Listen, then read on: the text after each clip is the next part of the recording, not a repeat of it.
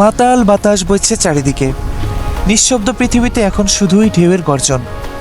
চারিদিকে আলো আধারে রঙিন আলো রুকিঝুঁকি।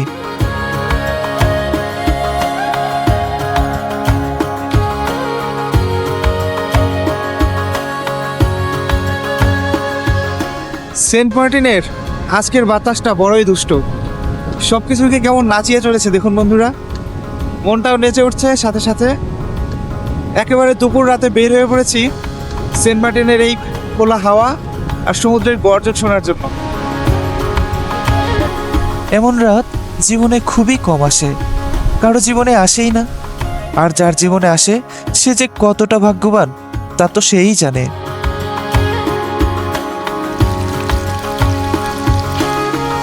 রাতের সেন্ট মার্টিন।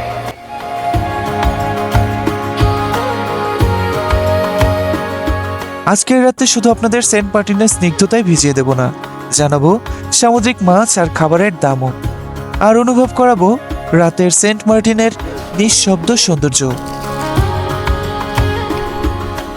অসাধারণ।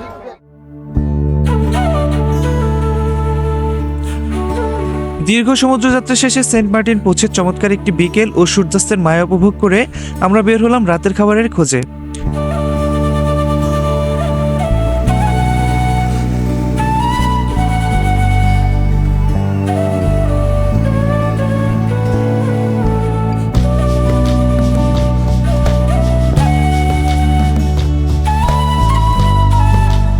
রিসোর্ট থেকে বের হয়ে হাতের কাছে কয়েকটি স্থানীয় হোটেলে মাছের দাম জিজ্ঞেস করতে থাকলাম। ইচ্ছে ছিল সেন্ট মার্টিনের তাজা সামুদ্রিক মাছ দিয়ে রাতের খাবার খাওয়ার, তবে এখানকার খাবারের দামের ব্যাপারে পূর্ব অভিজ্ঞতা না থাকায় আমরা সিদ্ধান্ত নিলাম আগে বাজারে ঘুরে দেখার। হাঁটতে হাঁটতে চলে এলাম সেন্ট মার্টিনের একমাত্র বাজারে। চারপাশে পর্যটকে গম গম করছে, মাছের দোকানগুলোতেই সবচেয়ে বেশি ভিড়। আমরাও দাম জানার চেষ্টা করলাম। ভাই এটা কি মাছ? এটা ওটা টেকচাঁদা। আর এইটা কি ভাই? এটা বড়চাঁদা। এটাও চান্দা না? বড়চাঁদা। চান্দার অভাব নাই। এই মাছগুলো অনেক বড় বড়। কত করে কেজি বিক্রি করেন কোনটা? স্যার এটা হলো আপনার ডায়মন্ড করলে কেজি 1200 টাকা, রেড করলে কেজি 1250। একদম কমপ্লিট বারবিকিউ সস, সাথে সালাদ থাকবে, সস থাকবে। এটা হচ্ছে সোনালী কালার কোরাল 1200। গোল্ডেন কোরাল 1200 আর এটা 1250। স্যার এটা হলো আপনার টেকচাঁদা কেজি 1000 টাকা দাম। টেকচাঁদা 1000 টাকা। একদম 25 করা সহ। লাল কোরাল বলতে আপনার কেজি 1250, স্যামন হলে কেজি 800, কালো চাঁদা হলে কেজি 1050। এই কাঁকড়া কত করে? কাঁকড়া কাঁকড়া হলে আপনার 350 টাকা পিস, 10 কেজি 2700 টাকা দাম। 2700 টাকা কেজি। জি জি। দাম শুনে বুঝতে পারলাম ভিতরের দিকে রিসোর্টের কাছে যে হোটেলটা ছিল সেটি তুলনামূলকভাবে সস্তা। উল্লেখ্য, এখানকার বেশিরভাগ হোটেলের মাছই বেশ সতেজ ও মানসম্মত। বাজার থেকে আমরা স্থানীয় দোকানের কিছু মজাদার সিঙ্গারা কিনে নিলাম। ঢাকায় খাওয়া সাধারণ সিঙ্গারার চেয়ে এগুলো একেবারেই আলাদা, ভেতরে পেঁয়াজ সহ নানা সবজিতে ভরপুর। অসাধারণ।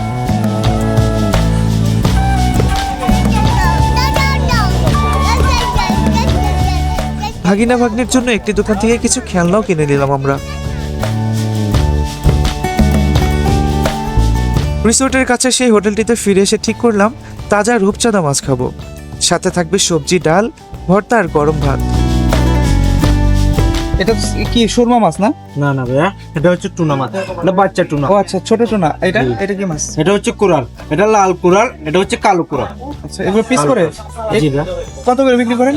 এটা পিস 100 টাকা, অনলি 100 টাকা ভাইয়া। এক পিস 100 করে? জি, পার পিস। আর এটা? এটা হচ্ছে 120 টাকা, 150 টাকা পিস। ওটা হচ্ছে স্যালমন, এটা কত? 180 টাকা পিস, পুরো আস্তা মাছ। আর এটা কত টাকা? এটা 250 টাকা পিস।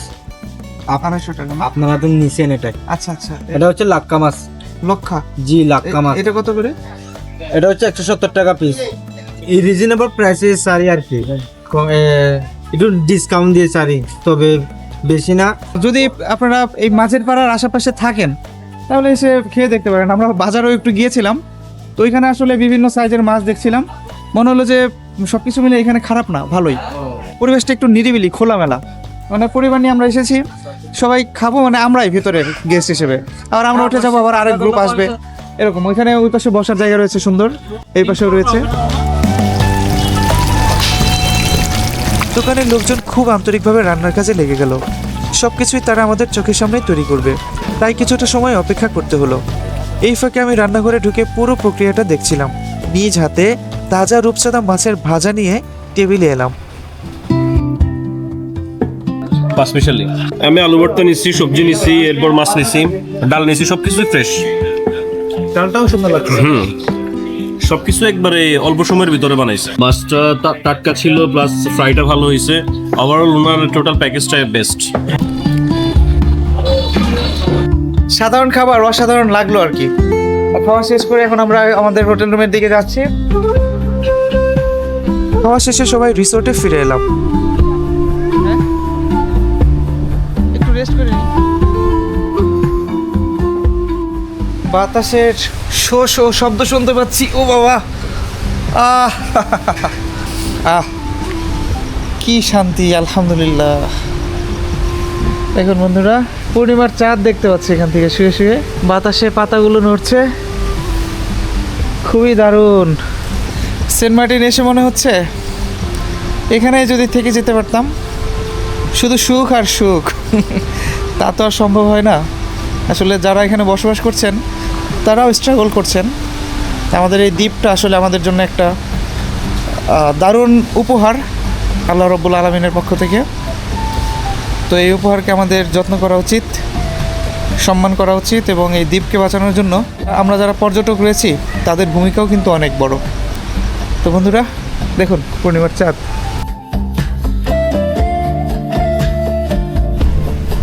পৌষ মাঘের সন্ধিক্ষণ চলছে, চারপাশে কনকনে ঠান্ডা, তার উপর সাগরের মাতাল হাওয়া।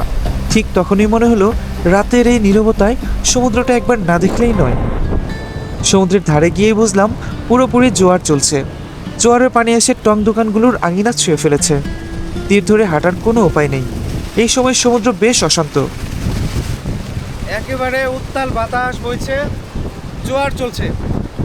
এতক্ষণ কিন্তু আমরা পাড় দিয়ে হেঁটেছি বিকেলবেলায়, কোরাল পাথর ছিল। এখন একেবারে পানি উপরে উঠে এসেছে। প্রতিদিন এরকম বাতাস থাকে? শীত করে না? করে।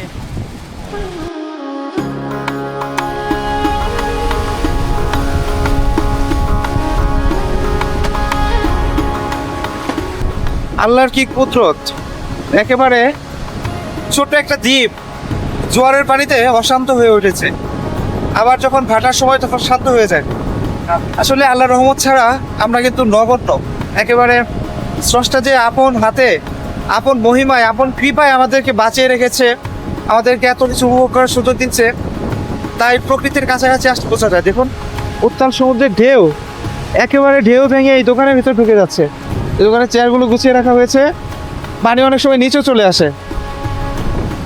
আরো 2-3 ঘন্টা থাকবে। এই যে দেখুন, এই যে পানি চলে এসেছে পায়ের কাছে, ভাসিয়ে নিয়ে যেতে পারে। গর্জন করছে দারুণ ভাবে।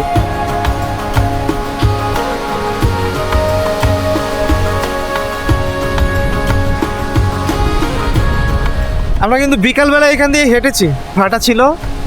এখন হেঁটে যাওয়াটাও কষ্ট কিনার দিয়ে।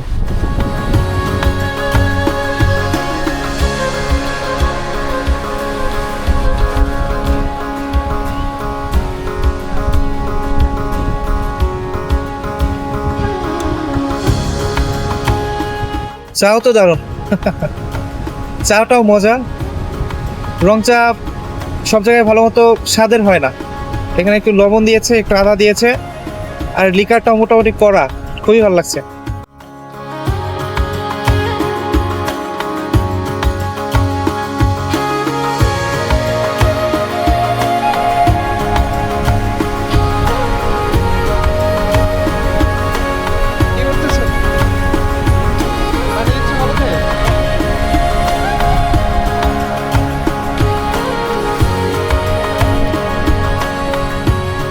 পাশে কয়েকটি রিসোর্টে আলো জ্বলতে দেখলাম, একটিতে ঢুকে পড়লাম আমি।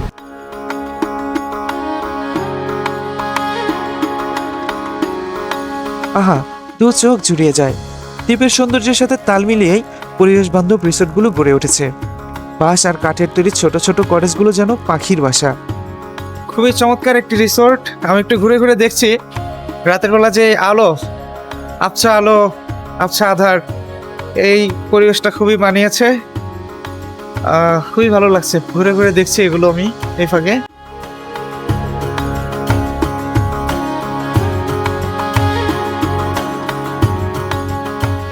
অন্যদিকে আকাশে আজ চাঁদের রাজত্ব, চলছে ভরা পূর্ণিমা। পূর্ণিমার আলোয় চারপাশটা ঝলমল করছে, সেই আলোতে স্পষ্ট নিজের ছায়া দেখা যায়।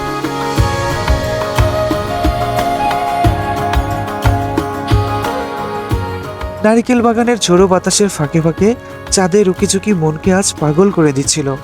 কেউ কেউ আনন্দে তো সাগর পাড়ে নেচেই চলেছে।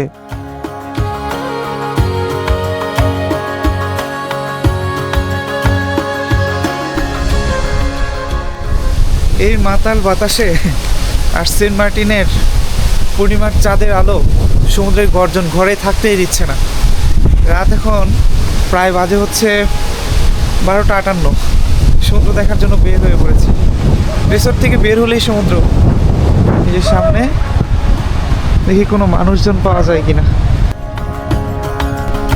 ইতোমধ্যে রাত অনেক গভীর, কিন্তু সেন্ট মার্টিনের পর্যটকরা যেন ঘুমাতে চায় না। জোয়ারের পানি ধীরে ধীরে নামছে। দূরে কিছু ভ্রমণবিলাসী মানুষ সমুদ্র তীর ধরে হাঁটছে। চোখ যত দূর যায়, ক্যামেরা ততটাই অস্পষ্ট। চারপাশ অন্ধকার। সমুদ্রের গর্জন ছাড়া রিসোর্টগুলোতে শুনশান নীরবতা। সেই নীরবতাও ভেঙে দিচ্ছিল নারিকেল গাছের ফাঁকে ফাঁকে বইতে থাকা মাতাল বাতাস। আমি চুপচাপ সেই শব্দ শুনি আর মনে মনে ভাবি, এর জন্যই বুঝি সেন্ট মার্টিনের রাত তুমি এত নিঃশব্দ, এত সুন্দর। সেন্ট মার্টিনের আজকের বাতাসটা বড়ই দুষ্ট। সবকিছুকে কেমন নাচিয়ে চলেছে দেখুন বন্ধুরা। মনটাও নেচে উঠছে সাথে সাথে। একেবারে দুপুর রাতে বের হয়ে পড়েছি সেন্ট মার্টিনের এই খোলা হাওয়া আর সমুদ্রের গর্জন শোনার জন্য। দেখুন চারপাশে সবকিছু কেমন যেন উচ্ছ্বসিত হয়ে আছে, সবকিছু দুলছে তালে তালে, আর আমি এই ফাঁকে সবকিছু ঘুরে ঘুরে দেখছি। বন্ধুরা, এই ছিল আজকের মতো আমাদের সেন্ট মার্টিনের একাংশের গল্প। খুব শীঘ্রই দেখা হচ্ছে স্বপ্নের সেন্ট মার্টিনের অদেখা সৌন্দর্য নিয়ে।